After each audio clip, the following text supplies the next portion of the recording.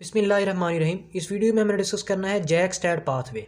अब जो JAK STAT pathway है ये एससीक्यू के हवाले से इंतहाई इंपॉर्टेंट है। अब जैक स्टैट पाथवे ये सेल सिग्नलिंग का वो पाथवे है जिसमें दो तरह के रिसेप्टर इसमें इन्वॉल्व हो रहे होते हैं। एक तो रिसेप्टर इसमें इन्वॉल्व होते हैं जो सेल मेम्ब्रेन वाले होते हैं, ठीक है, सेल मेम्ब्रेनस रिसेप्टर होते हैं, सेल मेम्ब्रेनस, ठीक है, सेल मेम्ब्रेनस रिसेप्टर भी इसमें एक्टिवेट हो रहे होते हैं। और दूसरा यहाँ पे न्यूक्लियर रिसेप्टर भी इसमें इन्वॉल्व हो रहे हैं। तो दो तरह के रिसेप्टर। और सेल मेम्ब्रेनस कौन से? इंसुलिन टाइप के रिसेप्टर, यानी कि जो प्रोटीन काइनेजेस वाले हैं।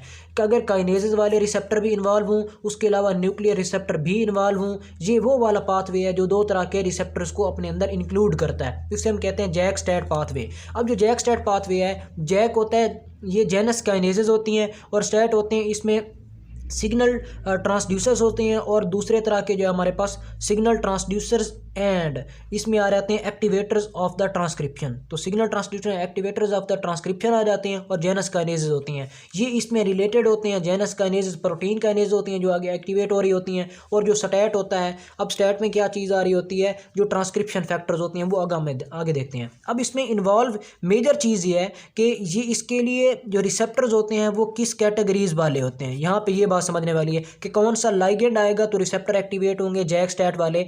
तो इसमें रिसेप्टर्स होते हैं, या तो आप इसको याद रखें दो तरह से, टिन एंड टर। इससे याद रखें किस तरह। टिन से मुराद होगा एरिथ्रोपोइटिन, एरिथ्रोपोइटिन। अब ये टिन आ गया एक। दूसरा होता है प्रोलैक्टिन आ जाता है, ठीक है। इसी तरह हमारे पास लेप्टिन आ जाता है। अब ये जो होते हैं TIN वाले, अगर ये आएंगे तो रिसेप्टर एक्टिवेट हो जाएंगे जैक स्टैट वाले। टर वाले कौन से होते हैं? इंटरफेरॉन, ये होते हैं, एक हो गया, ठीक है, इंटरफेरॉन होता है। और इसी तरह के होते हैं हमारे पास आगे भी, एक इंटरफेरॉन है और दूसरा हमारे पास होता है यहाँ पे, दूसरा होता है इंटरल्यूकिन, ठीक है। अब ये जो होते हैं अगर ये आए, और दूसरा होता है इसके साथ साइटोकाइन भी होता है, वो बड़ा इंपॉर्टेंट है। अगर इस तरह के सिग्नल आता है, लाइगेंड आता है, तो तब जाके ये जैक स्टैट एक्टिवेट होता है। अब जैक स्टैट यही हो गया इंपॉर्टेंट है MCQ के हवाले से। अब हम देखते हैं कि किस तरह ये काम कर रहा है। हम कहते हैं ये एक है प्लाज्मा मेम्ब्रेन, प्लाज्मा मेम्ब्रेन के साथ अटैच्ड है यहाँ पे जैक स्टैट पाथवे के रिसेप्टर हैं, ठीक है। यहाँ पे ये रिसेप्टर है जैक। अब इससे क्या रिलेटेड होता है, इसके साथ एसोसिएटेड होती हैं प्रोटीन जिन्हें हम कहते हैं जैक प्रोटीन। ये एक जैक प्रोटीन है, एक ये दूसरी जैक प्रोटीन है। अब ये कौन सी हैं? ये है इनएक्टिव जैक प्रोटीन। इनएक्टिव क्यों कहें? क्योंकि यहाँ पे किसी किस्म का कोई लाइगेंड अटैच नहीं हुआ। अब लाइगेंड हम फर्ज करते हैं कि साइटोकाइन आ रहा है। अब ये साइटोकाइन आके यहाँ पे अटैच होगा इसके साथ। ये क्या चीज़ है? ये जैक स्टैट वाले रिसेप्टर हैं। अब यहाँ पे जैक प्रोटीन है, ये जैक प्रोटीन। जो इसके साथ साइटोकाइन एक्टिवेट होगा, साइटोकाइन आके लगेगा, तो इसकी एक्टिवेशन किस तरह होती है? इसकी हो जाती है फास्फोरिलेशन, जैक की फास्फोरिलेशन हो जाती है। जो ही जैक की फास्फोरिलेशन होती है, तो हम इसको आगे दिखा देते हैं, जैक की फास्फोरिलेशन। अब इसके साथ साइटोकाइन बाउंड फॉर्म में है, जैक जो है वो फास्फोरिलेटेड फॉर्म में प्रेजेंट है, जैक ये फास्फोरिलेटेड है। अब जो ही जैक फास्फोरिलेट करते हैं, यहाँ पे स्टैट घूम रहे होते हैं, ठीक है। स्टैट में ट्रांसक्रिप्शन फैक्टर्स हैं, ये स्टैट है। अब ये यूं ही आते हैं तो ये इसके साथ बाउंड हो जाते हैं फास्फोरिलेटेड जैक के साथ। फास्फोरिलेटेड जैक के साथ यूं ही ये बाउंड होंगे तो इसके नतीजे में क्या हो जाता है, स्टैट की भी साथ इसमें जो है वो फास्फोरिलेशन हो जाती है। अब ये हमारे पास साइटोकाइन इसके साथ बाउंड है, ये जैक है, ठीक है, फास्फोरिलेटेड जैक, इसके साथ स्टैट अटैच हो जाते हैं। ये हमारे पास स्टैट एक, ये दूसरा। अब ये है फास्फोरिलेटेड। जो ही ये फास्फोरिलेटेड स्टैट बनते हैं, फास्फोरिलेटेड स्टैट फिर हो जाते हैं अलहदा, यानी कि ये जो स्टैट का डाइमर बन रहा है, ये एक स्टैट है, ये दूसरा, इनका एक डाइमर है।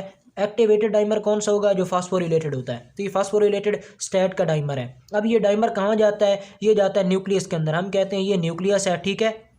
अब ये स्टैट वाला डाइमर यहाँ से मूव करेगा, ये न्यूक्लियस की तरफ चला जाएगा। न्यूक्लियस के अंदर प्रेजेंट होता है DNA, उसके अंदर ये ट्रांसक्रिप्शन एलिमेंट और दूसरे जो एलिमेंट है उनको एक्टिवेट करा के मैसेंजर RNA बनवा देता है, तो इसकी ट्रांसक्रिप्शन करा देगा। तो हम कहते हैं ये जो जैक है, यहाँ पे जैक स्टैट से कैसे बना? स्टैट डाइमर है न्यूक्लियस के अंदर। अब इसमें न्यूक्लियर रिसेप्टर भी जाहिर सी बात है इंक्लूड हो रहे हैं, और उसके अलावा ये वाले रिसेप्टर यानी मेम्ब्रेन वाले रिसेप्टर भी इसमें शामिल हो रहे हैं। इसे हम कहते हैं JAK STAT pathway. STAT dimer activate होकर यहाँ पे आते हैं, DNA से मैसेंजर RNA बनवा देते हैं, इसकी ट्रांसक्रिप्शन हो जाती है। इसको हम कहते हैं JAK STAT pathway. JAK STAT pathway यहाँ से पूछता है कि किस तरह के रिसेप्टर इसके लिए होते हैं, यानी कि कौन से लाइगेंड आएंगे तो रिसेप्टर एक्टिवेट होते हैं, तो टिन टन। उसके अलावा यहाँ पे एक और चीज़ होती है, वो होता है ग्रोथ फैक्टर्स भी इसमें आ रहे होते हैं, और एक होता है कॉलोनी स्टिमुलेटिंग फैक्टर, ये कॉलोनी स्टिमुलेटिंग फैक्टर होते हैं, granulocyte, monocyte, colony stimulating factor, ये भी इनके लिए आ रहे होते हैं। तो तब आके जैक स्टैट पाथवे एक्टिवेट होता है। ये किस तरह एक्टिवेट हुआ,